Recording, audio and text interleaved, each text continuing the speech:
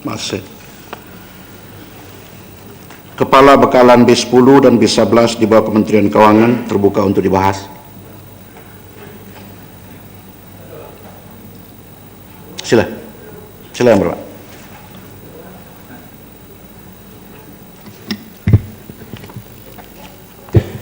Terima kasih Tan Sri Pengerusi. Saya ingin berucap mengenai butiran 020000 bagi maksud B11. Adalah dimaklumkan bahawa bajet asal 2014 ialah sebanyak 263.7 bilion, iaitu perbelanjaran mengurus sebanyak 217.7 bilion dan perbelanjaan pembangunan sebanyak 46.5 bilion. Jika anggaran perbekalan yang asal yang diumumkan pada 25 hari bulan Oktober tahun lepas dicantum dengan peruntukan tambahan yang dipohon dalam sidang ini, maka anggaran perbekalan bagi keseluruhan 2014 akan mencecah 268.3 bilion, sedangkan anggaran pendapatan 2014 hanya setakat 224.1 bilion. Saya ingin kejutkan Tuan Speaker dan bertanya, apakah kerajaan masih boleh berpegang kepada janjinya bahawa nisbah defisit tidak akan membatasi had maksimum berbanding keluaran dalam negeri kasar KDNK 2014 di sekitar 5% jika semua contingent allocation juga diambil kira. Saya ingin masuk ke tajuk subsidi bahan api. Dalam rang Undang-Undang Perbekalan Tambahan 2014 ini, subsidi gas cecair LPG, diesel dan petrol serta bantuan tunai yang digolongkan di bawah pemberian dan kenaan bayaran tetap. Anggaran dan peruntukan asal adalah sebanyak 22.341 bilion, manakala tambahan 1 bilion ringgit bagi maksud yang sama juga telah dipohon buat sidang kali ini. Akhir-akhir ini, isu subsidi bahan api berbangkit semula sebagai buah mulut orang ramai. Maka persoalan semasa ialah, adakah gagasan rasionalisasi subsidi bahan api yang diwawarkan itu mencapai matlamatnya? Terlebih dahulu, saya ingin membangkitkan soal ketirisan dalam sistem subsidi bahan api yang berkuat kuasa sekarang. Menurut pelbagai laporan, ketirisan tersebut mungkin mencecah 6 bilion liter bagi petrol RON 95 serta ketirisan sebanyak 3.5 bilion liter bagi diesel. Kesemuanya diseledup ke luar negeri kerana harga runcit bahan api di Indonesia, Thailand dan Singapura adalah lebih tinggi berbanding di Malaysia. Sedangkan jumlah penggunaan petrol dan diesel di Malaysia hanyalah setakat 20 bilion liter setahun. Dalam sistem subsidi bahan api yang diberi secara keseluruhan ataupun yang dengan izin, the blanket fuel subsidy system yang berkuat kuasa sekarang, persoalannya begini: siapa dan lapisan masyarakat mana yang lebih berhak menikmati subsidi bahan api? Sudah pasti terdapat banyak cacat celah dan kesan-kesan ketirisan dalam sistem subsidi sekarang. Adakah sistem pelaksanaannya berkesan? Adakah kumpulan kaya mewah dan berpendapatan tinggi juga diberi subsidi bahan api? Adakah pendatang asing juga diberi nikmat subsidi bahan api? Baru-baru ini, Kementerian Perdagangan, Koperasi dan Pengguna dilaporkan berkata bahawa satu mekanisme subsidi bahan api tersasar dengan izin the Targeted Fuel Subsidy System bagi para pemilik kenderaan komersial akan diumum menjelang bulan September, dan satu sistem yang sama bagi pemilik kenderaan persendirian akan diumum menjelang bulan November. Ingin saya nyata di sini bahawa jumlah subsidi bahan api bagi 2013 adalah sekitar 28.9 bilion ringgit. mengikut pandangan pakar adalah dianggar bahawa setiap 10 sen yang ditarik balik daripada sistem subsidi akan menghasilkan penjimatan antara RM1.65 hingga penjimatan antara 1.65 bilion ringgit hingga 2 bilion ringgit setahun. Sekiranya anggaran subsidi bahan api bagi tahun ini, iaitu sasaran kita ialah sebanyak 22.3 bilion, iaitu pengurangan sebanyak 6.6 bilion berbanding dengan target tahun lepas, dan anggaran pengurangan subsidi tahun ini iaitu 22.3 bilion itu tetap tidak berubah, sedangkan tiada sebarang kenaikan harga minyak sejak September tahun lepas. Adakah sasaran pengurangan subsidi bahan api kita akan tercapai bagi tahun ini? Misalan ini ialah berdasarkan kita sudah memasuki separuh tahun kedua bagi tahun 2014. Misalan lagi juga, jika sasaran pengurangan subsidi ini terus berjalan lancar, maka kita masih mengerja dan mengejarkan angka-angka tertentu.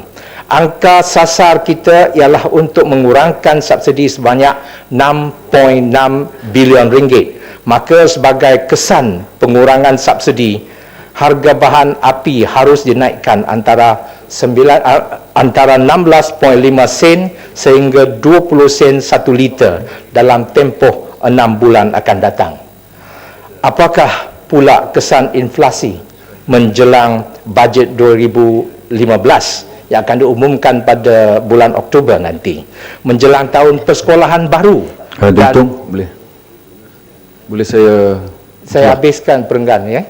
Dan juga apakah kesan inflasi dari segi penguatkuasaan GST menjelang April 2015? Bolehkah rakyat bernafas? Terdapat lebih kurang 13.4 juta warga kerja di Malaysia. Kenaikan harga bahan api yang menjelma datang dalam kurang daripada 6 bulan ini akan mendatangkan impak sebanyak tidak kurang daripada RM500 setiap orang sebulan bagi kumpulan warga kerja yang saya sebut nanti tadi. Ya, sila. Ya, Ketua Kansel. Terima kasih Tuan Yang Ketua, terima kasih YB. Saya ingin kaitan dengan ketirisan pengedaran dan juga penggunaan diesel. Apa pendapat YB tentang proses nano tagging kepada diesel yang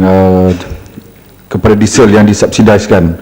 Jadi ini kita memberi satu identiti kepada diesel yang mana proses pemantauan dan juga penguatkuasaan dapat dibuat dengan lebih berkesan.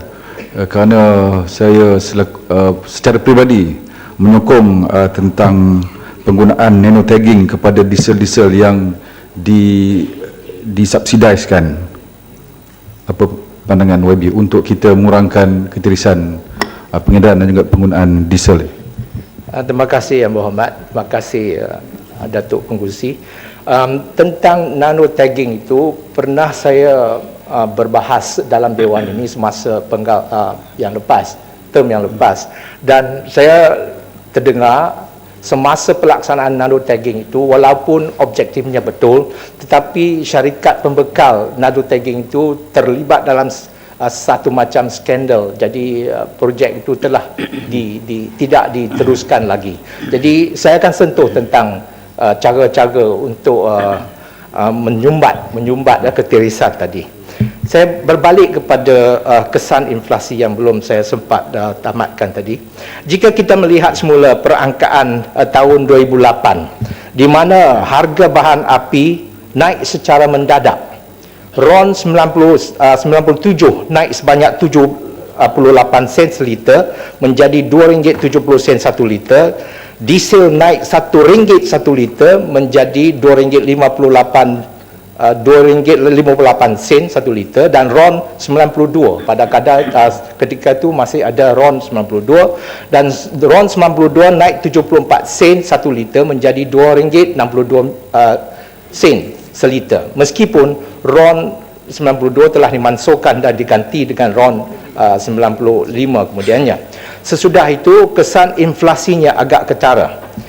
Kadar inflasi telah mencecah 7.7 year on year dengan izin. Pada bulan Jun 2008 justru hampir semua barang naik.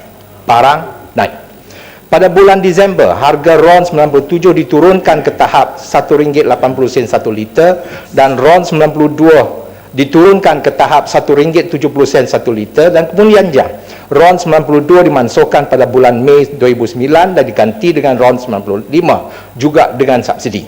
Kemudian pada Julai 2010, subsidi bagi RON 97 dimansuh dengan sama sekali. Pada hari ini, tak tahulah, besok kita tak tahu, tapi pada hari ini harga RON 97 ditetapkan pada RM2.85 1 liter, RON 95 pada RM2.10 1 liter, dan diesel pada RM2 1 liter.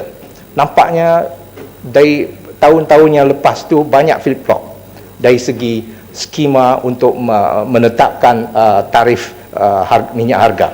Mengikut laporan yang mutakhir, kadar inflasi pada bulan April tahun ini mencecah rekod tertinggi dalam tempoh masa 2 tahun kebelakangan sehingga menjadi 3.4%. Jika kenaikan harga bahan api dalam 6 bulan yang kita menduga itu diambil kira sebagai satu kesan langsung daripada penarikan balik subsidi bahan api, maka bagi tempoh separuh tahun yang baki untuk tahun ini, kadar inflasi dianggar akan berpoya-poya pada tahap 3.4 sehingga 3.6%.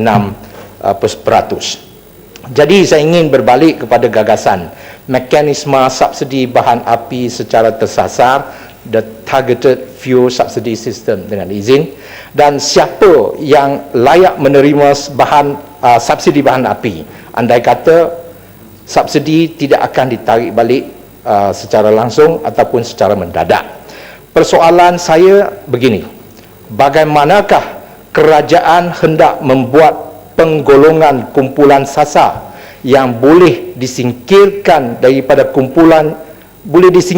supaya kumpulan tidak layak itu kita dapat kenal pasti dengan secara berkesan sekali. Jadi dari segi olahan income segregation dengan izin, adakah ianya berdasarkan pendapatan individu ataupun ia berdasarkan kepada capacity engine kenderaan? Jadi pada zaman pentadbiran Tun Abdullah Badawi dulu, olahannya agak mudah, primitif mungkin, dalam pemberian rebate sebanyak RM625 setiap kenderaan bermotor dan secara one off. Sudah nyata sistem itu tidak berkesan kerana sistem itu tidak mampan. Adakah diambil kira pula lebih kurang 40% tenaga kerja di Malaysia berpendapatan antara RM2,300 sehingga RM7,000 sebulan. Adakah kumpulan ini masih dianggap sebagai kumpulan berpendapatan sederhana mengikut kayu ukur pemandu misalnya? Yang lebih pentingnya, adakah mereka ini akan terus diberi subsidi bahan api sesudah mekanisme subsidi bahan api tersasar itu berkuat kuasa menjelang bulan September nanti, ataupun kumpulan ini akan diberi kuota dan kelayakannya dikawal selia menerusi semacam sistem smart card ke, nano tagging ke, ataupun menerusi aplikasi baru dalam MyCard kita yang sekarang. Jadi kalau ditinjau takrif subsidi bahan api sekarang, harga RON 95 ditetapkan pada harga RM2.10 per liter, di mana subsidinya sebanyak 73 sen 1 liter. Diesel ditetapkan harga runcitnya pada RM2 1 liter, di mana subsidinya sebanyak 77 sen 1 liter. Tiada sebarang subsidi diberikan untuk RON 97. Jadi menurut laporan yang saya sempat kutip, dengan menarik balik subsidi bahan api secara berperingkat-peringkat, kerajaan menduga dapat menjimat sebanyak RM9.8 bilion dalam perbelanjaan subsidi bahan api. Di samping dapat juga menduga dapat memperbaiki kedudukan fiskal dan kedudukan kewangan kerajaan. Di sini saya rasa juga timbul polemik yang baru. Sama ada pemberian subsidi bahan api boleh dikawal selia menerusi tahap pendapatan perseorangan begitu saja, ataupun ianya lebih efisien jika ianya dikawal selia menerusi satu bentuk monthly consumption model. Dengan izin, lebih banyak diguna, maka bahan api sebulan tu akan jadi lebih mahal bayarannya. Nampaknya kerajaan masih belum bersedia dengan gagasan yang komprehensif. Apa yang kita dengar daripada kementerian tertentu hanya cebisan-cebisan saja. Saya ingin mengucapkanlah selamat maju jaya kepada pihak yang akan mengendalikan the targeted fuel subsidy system ini. Begitu saja Datuk Pengerusi ujar saya mengenai B11. Terima kasih. Yang Tumpat. Terima kasih Datuk Seri